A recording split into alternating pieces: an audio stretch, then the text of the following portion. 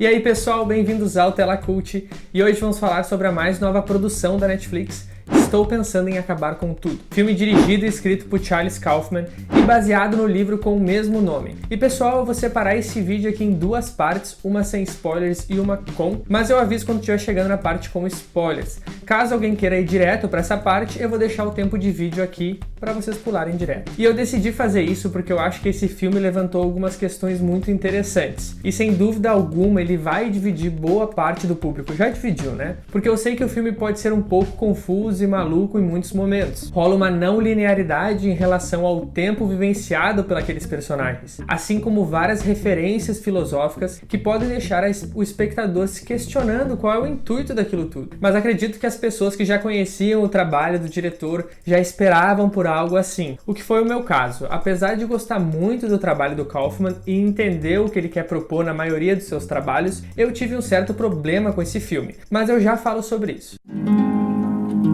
Jake, my boyfriend.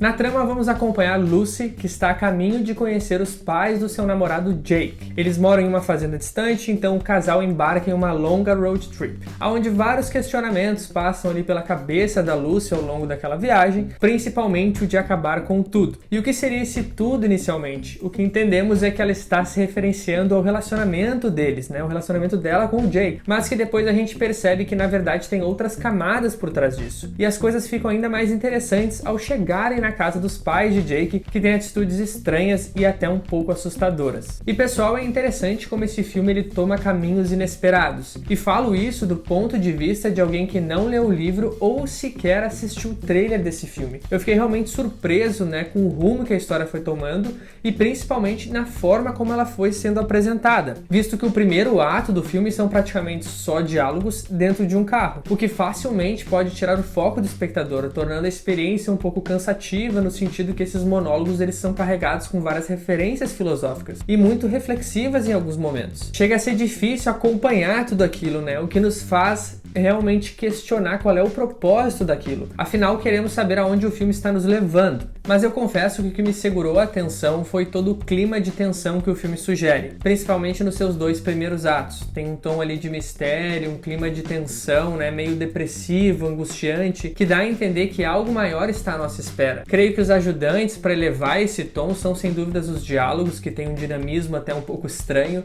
e também uma aspect ratio do filme, onde os frames são espremidos em questão do comprimento, para causar aquela certa claustrofobia, né? Sugerindo ainda mais os sentimentos daqueles personagens. E esses sentimentos, eles são ainda mais elevados quando eles chegam na casa dos pais do Jake, que na minha opinião é sem dúvidas o melhor momento do filme. O ritmo fica um pouco mais acelerado, a tensão que antes era só sugerida, né? Agora ela realmente se instala no ar, toda a estranheza no comportamento dos personagens começa a se justificar. E por falar nos personagens, as interpretações são um ponto muito chave para a obra, principalmente a da dupla que vive os pais do Jake, o David Thewlis e a Toni Collette.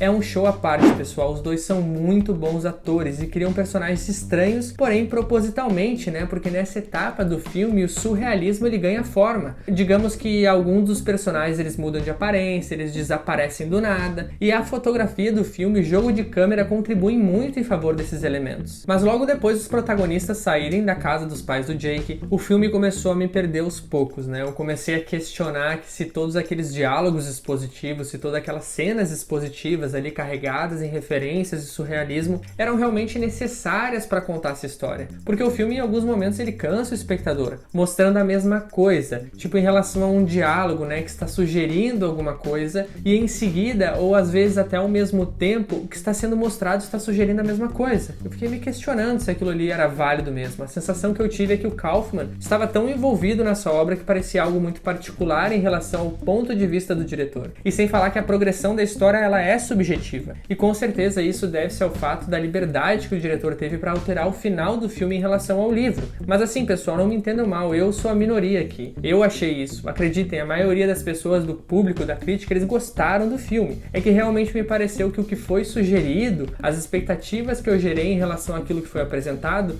não foram atendidas. Mas é sem dúvidas um ótimo filme, ele é cheio de reflexões e interpretações relevantes. E por falar nisso, eu queria entrar na zona de spoilers aqui, pessoal. Então quem vai assistir o filme ainda e não quer spoilers, sugiro que pause o vídeo e volte depois. Caso queiram ficar, melhor ainda. Bom, e esse filme ele não tem uma interpretação só, não existe ali uma verdade absoluta por trás da obra. Mas eu vou falar aqui o que são as minhas interpretações, o que eu achei, né? E para começar, eu acho que é interessante a gente pensar que assim como as outras obras desse diretor, que levantam ali alguns aspectos de vida e reflexões, Estou Pensando em Acabar com Tudo é um filme sobre relacionamentos, sobre velhice, sobre lembranças e como a gente às vezes quer simplesmente apagar alguma coisa da nossa memória, né? Como é difícil ver nossos pais envelhecendo e mais difícil ainda é conviver com isso. E como também somos o reflexo de tudo aquilo que fazemos, mas principalmente o que deixamos de fazer. Isso são alguns dos levantamentos que o filme nos apresenta, usando, é claro, muito surrealismo. E a gente percebe isso aos poucos na obra e logo no início também, quando somos apresentados a um personagem que parece estar fora daquela história, o zelador da escola. O que descobrimos mais tarde é que tudo o que estávamos vendo são lembranças e projeções da mente desse homem, o zelador, que na verdade é o próprio Jake, que está velho, cansado, sozinho, deprimido com o rumo da própria vida e com todas as coisas que ele viveu e deixou de viver. E isso pode ser percebido através da Lucy, uma mulher que provavelmente ele nunca se relacionou.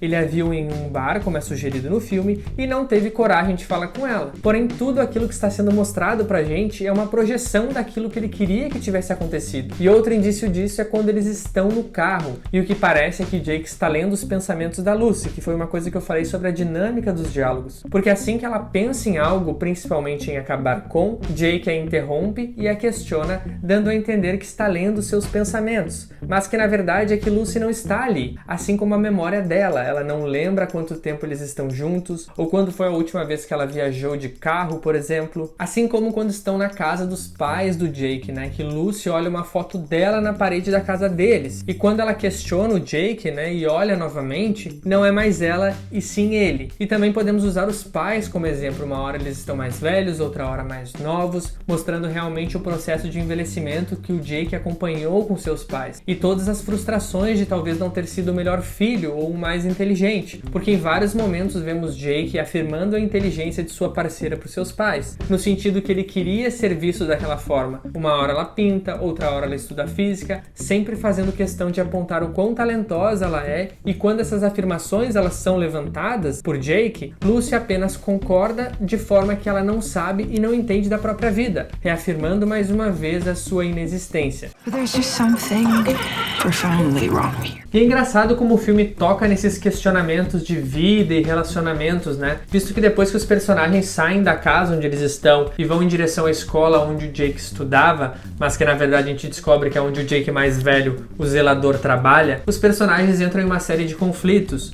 Um quer uma coisa, o outro quer outra, ele está agindo estranho, ela não concorda mais com ele, e é exatamente assim que Jake acompanhou a relação dos seus pais. Depois de estarem há anos juntos, eles brigavam muito, e ele projetou o seu relacionamento da mesma forma como ele teve de exemplo. Mas eu acho que a questão que causou a maior confusão não é a história do filme em si, mas sim a linguagem que o diretor usou para se comunicar com o público, porque é muito aberto a interpretações. Por exemplo, quando os personagens entram na escola, né? A Lucy vai atrás do Jake e temos um momento onde os dois personagens principais eles são substituídos por bailarinos e o filme muda completamente, e todo esse simbolismo é a escolha do diretor em demonstrar os sentimentos amorosos do Jake, representando um amor ali mais imaturo, mais jovem, cheio de carinho, e logo depois a gente vê o que seria a representação do Jake mais velho, um pouco mais agressivo e infeliz, tentando acabar com a sua versão mais jovem a fim de talvez resgatar aqueles sentimentos de quando ele era jovem, o que também significaria um lado mais sombrio ali do personagem, ou talvez até uma mudança na forma como ele vê o próprio relacionamento anos depois. E eu acho que toda essa junção do simbolismo e do surrealismo é realmente algo bem característico desse diretor. E eu vi muitas pessoas comentando do final do filme, né, onde temos um momento que todos os personagens estão em um teatro ali mais velhos, aplaudindo o Jake. E na minha interpretação é o próprio Jake aceitando que sua vida acabou, porque em paralelo com isso, ou até antes disso, mostra uma cena onde temos o Jake mais velho dentro do carro ali perdido e confuso. E logo depois disso ele vai caminhando para o que seria o seu suicídio. E que por ser uma pessoa ali só, que é invisível aos olhos da sociedade, ele criou sua própria história, sua projeção do que seria a vida, a mulher ideal. E tudo isso sendo contado do ponto de vista de uma namorada, né, de uma mulher que nunca existiu. E toda essa forma não linear que o filme apresenta a narrativa é justificada pelo fato que estamos na mente confusa de um homem que já está no final da sua vida ou da sua sanidade mental.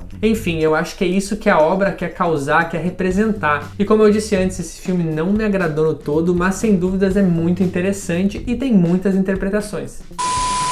Mas enfim, pessoal, eu espero que não tenha ficado muito confuso esse final do vídeo. Essas aqui são as minhas teorias, a minha opinião. Eu quero saber de vocês agora aqui nos comentários. Caso você tenha gostado do conteúdo desse vídeo, não esqueça de se inscrever aqui no canal e compartilhar com as pessoas que vocês acham que podem se identificar com o conteúdo que a gente produz aqui também. Muito obrigado se você chegou até aqui e até a próxima.